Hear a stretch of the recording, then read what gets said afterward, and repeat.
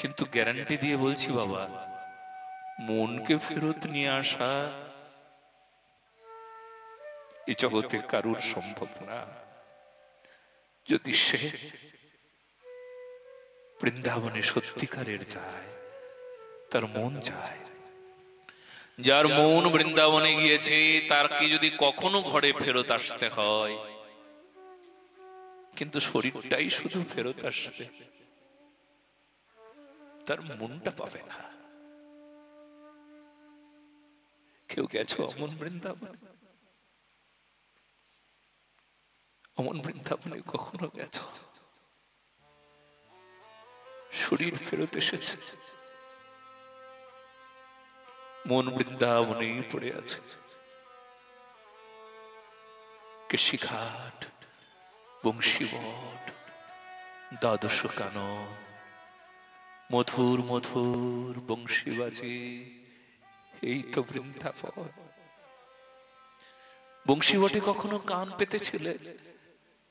আজও জানো বংশীবটে না ভগবান শ্রীকৃষ্ণের বাঁশি শোনা যায়।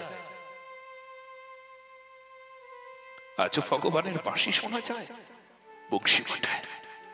ভগবান বাঁশি বাজায়। প্রথম দিন না আমি কানটাকে পেতেছিলাম, শুনতে পারিনি, আর নিজেকে নিজে কি বড় ঘৃণা লাগছিল।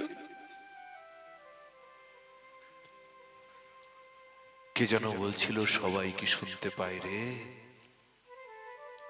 কে যেন পাশ থেকে বলছিল সবাই কি শুনতে পায় রে? যার কান আছে সে পায়। কান তো সবার আছে, আমার কি কান দুটো নাই? সবই তো শুনি। বংশীবটে কান পাতলাম, কিন্তু বংশীবটে তোমার বাঁশি তো শুনতে পারলাম না। ও মাধব, এ কান তো কান না, এ কানটা বিষয়ের শব্দ শুনতে শুনতে এ কান নষ্ট হয়ে গিয়েছে, বেকার হয়ে গেছে। বিষয়ের শব্দ কানে বাজে, নাম নাই, তোমার কথা আসে না কানে, তোমার নামে রুচি নাই। বলো না গো রাধে রাধে। ধ্রুব মহারাজ বিবাহ করলেন, শিশুমার প্রজাপতির কন্যা ভ্রমীকে বিবাহ করলেন। তার গর্ভে কল্প আর বৎসর নামে দুই পুত্রের জন্ম হল। বায়ুর কন্যা ইলা ধ্রুব মহারাজের দ্বিতীয় স্ত্রী ছিল। তার গর্ভে উৎকল নামে একটা পুত্র আর একটা কন্যা হল। উত্তম বিবাহ করে নাই, যক্ষদের সঙ্গে যুদ্ধ করতে গিয়ে উত্তমের প্রাণ হারালো। ধ্রুব মহারাজকে দেখা গেল যে তিনি যক্ষদের সঙ্গে যুদ্ধ করছেন। নিরীহ যক্ষ। কেন? বলে ভাই উত্তমকে হত্যা করেছে, সেই জন্য প্রতিশোধ নেবেন। ধ্রুব মহারাজকে এটা মানায় না, সত্যি মানায় না। সেই ধ্রুব যে 4 বছর বয়সে ভগবানের চরণে নিবেদন করেছেন, ভগবান কাঁচ খুঁজতে খুঁজতে হিরে পেয়ে গেছি। আর সেই ধ্রুব যদি কখনো হিংসা করে মানায়? মানায় না। সম্রাট মনু এসে তাকে সাবধান করে দিলেন, পুত্র এটা অন্যায়, আর করো না, ছাড়ো। ধ্রুব মহারাজ আবার তপস্যায় নিমগ্ন হলেন। ধ্রুব মহারাজের সামনে মৃত্যু দেবতা এসে বললেন, আমি আপনাকে স্পর্শ করব, এত যোগ্যতা নেই, আপনি যদি দয়া করে আমাকে স্পর্শ করেন। না না না, যা খুশি তা খুশি দিয়ে আপনি স্পর্শ করবেন এটাও ঠিক না। আপনি দয়া করে আপনার চরণটা আমার মস্তকে দিয়ে আপনি দয়া করে, হ্যাঁ আপনার চরণ আমার মস্তক। আপনি যে দেবতা, শোনো, দেবতার চাইতে বড় একজন, তার নাম কে জানো? বৈষ্ণব। এমন বৈষ্ণব জগতে আছে। দেবতাকে বলতে হয়, দেবতা বলছেন আপনি দয়া করে এই আমাকে স্পর্শ করবেন, এত যোগ্যতাও তো আমার নাই। আপনি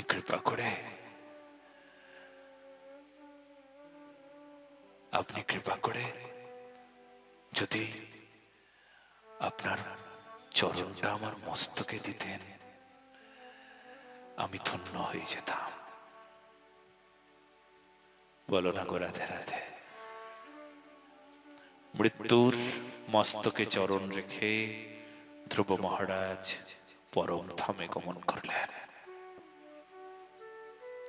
ধ্রুব মহারাজের বংশের বর্ণনা হলো, সেই বংশে রাজা অঙ্গদ, সেই বংশেই ধ্রুব মহারাজের বংশে অঙ্গের পর রাজা বেন তার শরীরকে মন্থন করে পৃথু মহারাজ। আর সেই বংশেই প্রাচীন বর্গী লক্ষ লক্ষ পশু বলি দিয়েছিলেন। আর লক্ষ পশু বলি দেওয়ার জন্য লক্ষবার পশু হতে হবে, এই প্রকার আদেশ হলো। লক্ষবার পশু হতে হবে। সবাই খুব মন দিয়ে শুনবেন। আজকাল কিন্তু এই বলি প্রথা আমাদের দেশ থেকে যায় নাই, সমাজ থেকে যায় নাই। আরে দেশ সমাজ তো দূরের কথা, আপনার মন থেকে গেছে। আপনি এত বড় একজন শিক্ষিত মানুষ, আপনার মন থেকেও কি বলি গেছে? পশু বলি, যারা পশু বলি দেন তারা একটু হাত তুলুন দেখি। যারা বাড়িতে দেবতার পূজায় ছাগলটাকে বলি দেন, কে কে আছে? হ্যাঁ, ওই যে একজন হাত তুলেছে, বাহ। দুইজন হাত তুলেছে, গুড। আমি খুব ধন্য, কারণ এখানে সত্য বলবার জায়গা। আপনারা খুব ভালো মানুষ, সত্যিই সরল, সত্যিই উদার, সত্যিই মহান। আপনারা যদি হাত তোলেন তাহলে তো সত্য প্রকাশ করছেন। আমি যে জায়গায় ভাগবত কথায় গেছি, হাজার হাজার লোক হাত তুলে বলেছিলেন, মহারাজজি আমি হাত তুলছি, কিন্তু আমার ভুলটা ধরিয়ে দিন। আমি যে পশু বলি দিই এটা আমার ভুল, আমার ভুলটা ধরিয়ে দিন, আমাকে শুধরে দিন। আমরা তো এখানে পরিষ্কার হতে এসেছি, আমাকে শুধরে দিন, আমাকে পরিষ্কার করে দিন, আমাকে কুসংস্কার মুক্ত করে দিন। যদি আপনি শুদ্ধ করে দিতে পারেন তবে আমি এরপর ভাগবত কথায় যদি কেউ বলে যারা যারা বলি দেন তারা হাত তুলুন, তখন আমি আর হাত তুলবো না, কারণ আমি বলি দেওয়া ছেড়ে দিয়েছি। বলো না গো রাধে রাধে। কত জায়গায় গেছি, হাজার হাজার মানুষ হাত তুলেছেন, কিন্তু তারা বলি দিত এক সময়, এখন তারা আর বলি দেয় না। তাদের কথা শুনতে হয়েছে প্রচুর, তাদের শুনতে হয়েছে আরে বলি না দিলে অপরাধ হবে, পাপ হয়ে যাবে, এত কাল ধরে দিয়ে এসেছি। ঠাকুরদা বলছে, বাবা বলছে, ওই পাড়াপড়শি কিছু সমাজের মানুষ আছে তারা বলছে, ওই সাধুটাও বলছে, আরে বলিটা তো দিতেই হবে, এতদিন ধরে দিয়ে এসেছিস। সবার কথাকে অগ্রাহ্য করে সেই ব্যক্তি কি বলেছেন জানেন? বলি দিলে কি হবে, বলি না দিলে কি হবে? বলি না দিলে যদি অপরাধ হয়, এতকাল ধরে বলি দিয়ে যে অপরাধ হয়েছে, আজকে বলি না দিয়ে যদি অপরাধ হয়, সেই অপরাধটা আমার হোক। বলো না গো রাধে রাধে। দেখি মা কোন অপরাধ আমাকে দেয়? কেন? একটা প্রাণ, একটা শরীর, একটা জীব, একটা ছাগল ধরুন, মায়ের কাছে সে কি সন্তান না? মায়ের নাম যদি জগৎধাত্রী হয়, জগৎ জননী হয়, সবার মা হয়, তাহলে কি ছাগলের মা না তিনি? যে প্রাণীকে আপনি কাটছেন তার মা না? সবার মা। আপনি কি আপনার ছেলেকে কাটতে পারবেন? আপনার সন্তানকে দেবতার সামনে কাটতে পারবেন? পারবেন আপনি? কত বড় শ্রেষ্ঠ বলিদাতা, তবে আপনি বুঝবো সহজ না, পারবেন না, হতে পারে না। বুকের পাটা নাই আপনার ওই প্রকার, কিন্তু নিষ্পাপ একটা ছাগল, নিরীহ একটা প্রাণী, তাকে আপনি কাটতে পারছেন। কিন্তু ওই ছাগলটা মায়ের সন্তান, আপনার ছেলেটা আপনার সন্তান, দুইজনেরই সন্তান। কিন্তু জানেন ছাগল আর আপনার মধ্যে তফাৎ কি? ছাগল আর আপনার মধ্যে তফাৎ কি? কাকে বলছি? সেই লোকটাকে বলছি যে বলি দেয়। ছাগল আর আপনার মধ্যে তফাৎ কি? তফাৎ একটাই, আপনি মনে করছেন ওটা প্রায় একটা প্রাণী, হ্যাঁ একটা পশু, আর আমি মানুষ। মায়ের কাছে তফাৎ কি জানেন? মায়ের কাছে ছাগলটা প্রিয়। কেন মায়ের কাছে ছাগল প্রিয় কেন? বলে নিরীহ জীব, কথা বলতে পারে না, কোনোদিন অপরাধ করে নাই। ছাগলটার জীবনে কোনোদিন ছাগলটা অপরাধ করে নাই, কোনোদিন অপরাধ করে নাই। মানুষ বুদ্ধি হওয়ার পরে অপরাধ শুরু করে দিয়েছে। কত মিথ্যা, কত ছল, কত চাতুরি, কত অন্যায়, কত ক্রাইম। আচ্ছা বলুন তো, ছাগলটা ক্রাইম করে না মানুষটা ক্রাইম করে? কে? মানুষ ক্রাইম করে। তাহলে মায়ের কাছে প্রিয় কে? নিষ্পাপ অবলা ওই জীব। মানুষের চাইতেও সন্তান হিসেবে সেই নিষ্পাপ অবলা জীবকে মায়ের প্রিয় সন্তান রূপে মা জানেন। তাহলে মায়ের প্রিয় সন্তান যদি ছাগল হয়, তাহলে আপনি তাকে মায়ের সামনে মায়ের সন্তানকে কাটতে পারবেন? আপনার ছেলেকে আপনার সামনে যদি কেউ কাটে ভালো লাগবে? সুখ হয় বুঝি? হওয়ার কথা না। আসলে বলি শব্দের অর্থই আমরা জানি না। বলি শব্দের অর্থ হলো উৎসর্গ। বলি সবচাইতে বড় বলি হলো আত্মবলি। আত্ম মানে নিজ, নিজেকে উৎসর্গ করা সবচাইতে বড় বলি। ছাগ বলি যদি শব্দটি যদি বৃহন্নন্দিকেশ্বর পুরাণ, কালিকা পুরাণ, দেবী পুরাণ ইত্যাদি পুরাণগুলোতে যদি ছাগ বলি শব্দটা থাকে, তবে ছাগ শব্দের একটা বিশেষ অর্থ আছে। ছাগ মানে ছাগল না, ছাগ শব্দ সংস্কৃত শব্দ, যার অর্থ হলো রিপু, কাম, ক্রোধ, লোভ, মোহ, মদ, মাৎসর্য। এই ছয়খানা রিপুকে বলি দেওয়ার নাম ছাগ বলি। নিষ্পাপ নিরীহ ওই পশুটাকে বলি দেওয়ার কথা বলে নাই। এই জন্য আপনারা এইবার অন্তত পূজা ঠিক মতো করুন। এইবার অন্তত একটু পরিষ্কার হয়ে নিন। বলি দিয়ে পূজা করছেন, এত বড় অপরাধ, এত বড় পাপ। আরে ভাগবত মহাপুরাণী প্রাচীন বড়হিকে পর্যন্ত ছাড়েন নাই লক্ষ পশু বলি দেওয়ার জন্য। 1,000,000 বার পশু হতে হবে। মহারাজ বললেন, হ্যাঁ আমাকে একটু বিচার লঘু করা যায় না? বলে ঠিক আছে, একবার পশু হবে, কিন্তু 1,000,000 আঘাত তোমার কাঁধে পড়বে, তারপর তোমার মৃত্যু হবে। বলো না গো? রাধে রাধে। সবাই মিলে বলো। পেছনে যারা আছেন তারাও একটু বলুন, রাধে রাধে। 1,000,000 আঘাত তোমার কাঁধে পড়বেই, তারপর তোমার মৃত্যু হবে।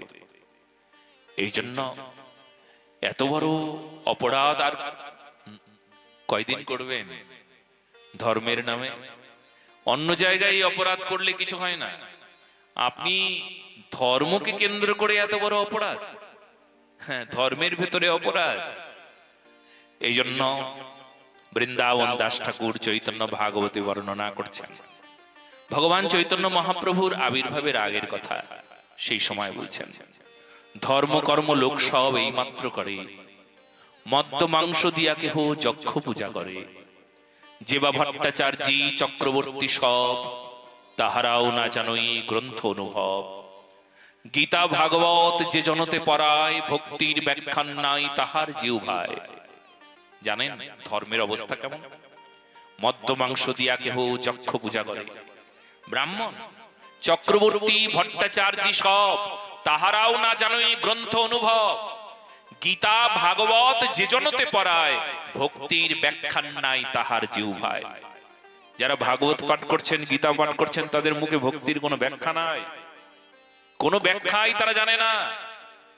আহা হা হা, এই চলছে ধর্ম। আজ ধর্ম আছে, পূজা হচ্ছে, ধর্ম হচ্ছে কি? একে ধর্ম বলবো? এটা নিষ্পাপ প্রাণীকে বলি দিয়ে ধর্ম হয়? কত বড় অধর্ম, কত বড় পাপ করছে ভাবতে পারেন? করেই যাচ্ছে, করেই যাচ্ছে। তবে আজ থেকে আপনারা একটু সাবধান হয়ে যান। আমি দেখেছি ভারী অন্যায়, কত হাজার হাজার পশু এমন ভাবে বলি হয় দেবতার সামনে। দেবতা কোনো প্রতিবাদ করতে জানে না নাকি? দেবতা কেন বলে না? এই কেন বলে দিচ্ছ? কেন বলে না জানো? যে মন্দিরে কোনো সাধু সন্ত এসে পৌঁছায় না, কোনো সংস্কার নাই যে মন্দিরে, যে মানুষগুলো সংস্কারহীন, সেই মন্দিরের দেবতা কি জাগ্রত হতে পারে? বলো না গো রাধে রাধে। প্রাণ তো তখনই আসে, দেবতার শরীরে প্রাণ তখনই আসে, পাষাণ তখনই চিন্ময়ী হয়ে যায়, তখন হয় যখন কোন সাধু এসে উপস্থিত হয়। সাধু ছাড়া দেবতার প্রাণ কেউ দিতে পারে না। সেই জন্য সংস্কার নাই। যে নদী হারায় স্রোত চলিতে না পারে, সহস্র শৈবাল দল বাঁধে আসি তারে। যে জাতি জীবন হারা অচল অসার, পদে পদে বাঁধে তারে জীর্ণ লোকাচার। শুনেছ কি হয়? যে মানুষের সংস্কার নাই, ধর্মীয় শিক্ষা নাই, সেখানে তো এই প্রকার হবে। যেখানে ধর্মীয় শিক্ষা সংস্কার প্রবেশ করলো, সেখানে কুসংস্কার চলে যাবে। আর যেখানে কুসংস্কার আছে, সেখানে কি থাকবে? অরাজকতা থাকবে। কি থাকবে? কুসংস্কার থাকবে। যে নদী হারায় স্রোত চলিতে না পারে, সহস্র শৈবাল দল বাঁধে আসি তারে। যে নদীটি স্রোতহীন হয়ে যায়, তখন কি হয়? নানা প্রকার ভাবে সেই নদীটি নষ্ট হয়ে যায়। স্রোত নাই যে, এই স্রোত হলো শিক্ষা। জানো, যে জাতি জীবন হারা অচল অসার, যে জাতির অচল অসার, কেন বলে? শিক্ষা নাই, নৈতিকতা নাই। না, খুব শিক্ষিত, পিএইচডি করেছে, দূর, ধর্ম শিক্ষা প্রবেশ করে নাই। ভেতরে কুসংস্কার ডগমগ হয়ে আছে, পাপ আছে। কি হয় তার? লোকাচার, কুলাচার, বিভিন্ন ব্যভিচারী হয়ে যায় মানুষ। নানা প্রকার আচার করতে করতে, অতি আচারকে কি বলে জানো?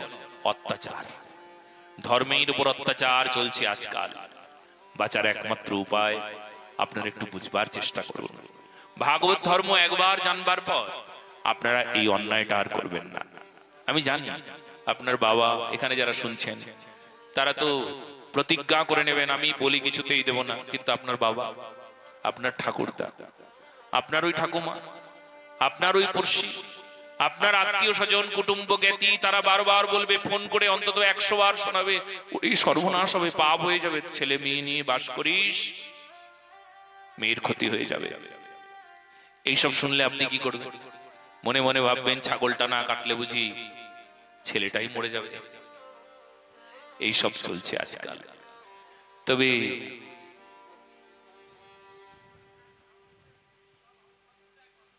হ্যাঁ, একটু জোরে বলুন। হ্যাঁ,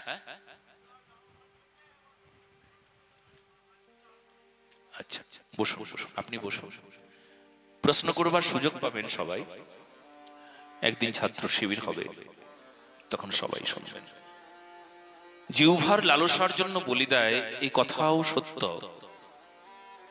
তবে জিহ্বার লালসার আগে যে ঘটনাগুলো ঘটে, তা তো জিহ্বার লালসার মধ্যে পড়ে না।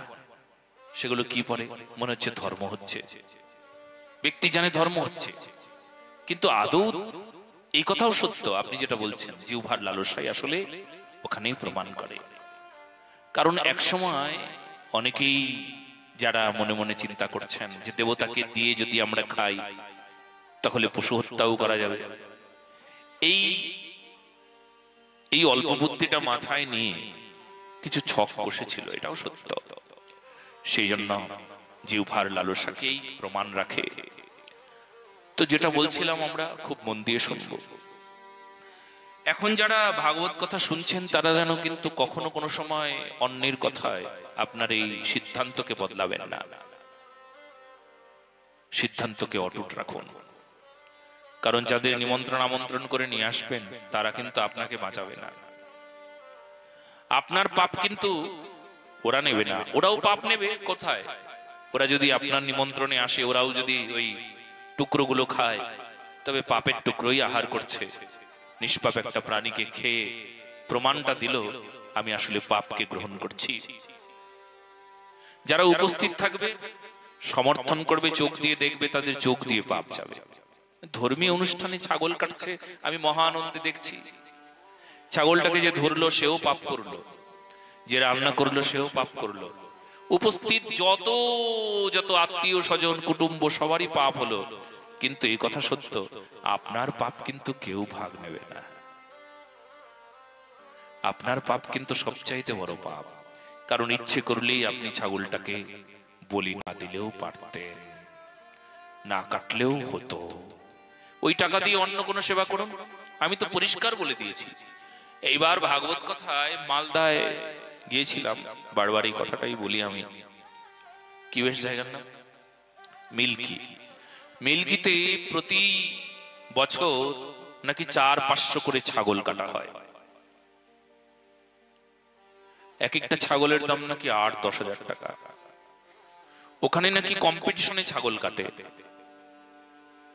পরিবার পরিবার পিছু কম্পিটিশন হয়। বলে ওরা কয়টা ছাগল দিচ্ছে? বলে 10টা, আমরা 20টা দেব।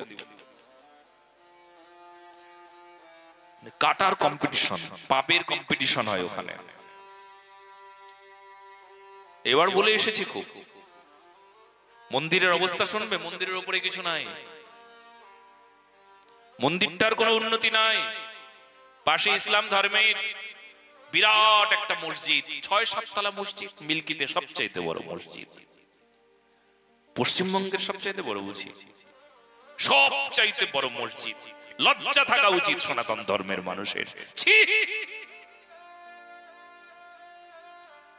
প্রতি বছর যে 400-500 করে বলি হয়, ওই টাকাটা যদি একসঙ্গে করা হতো তাহলে এত বড় মন্দির সারা পশ্চিমবঙ্গ কেন সারা ভারতবর্ষে থাকতো না।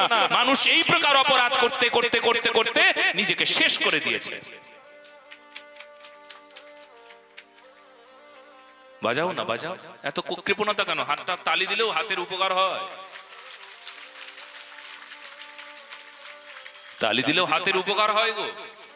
হ্যাঁ, এই করতাল দিলে কি হয় জানো? হাতের উপকার হয়, হাতের মঙ্গল হয়।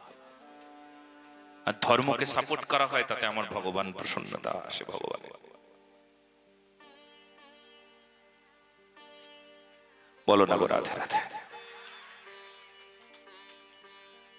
এবার চলো মন দিয়ে শুনি আমরা।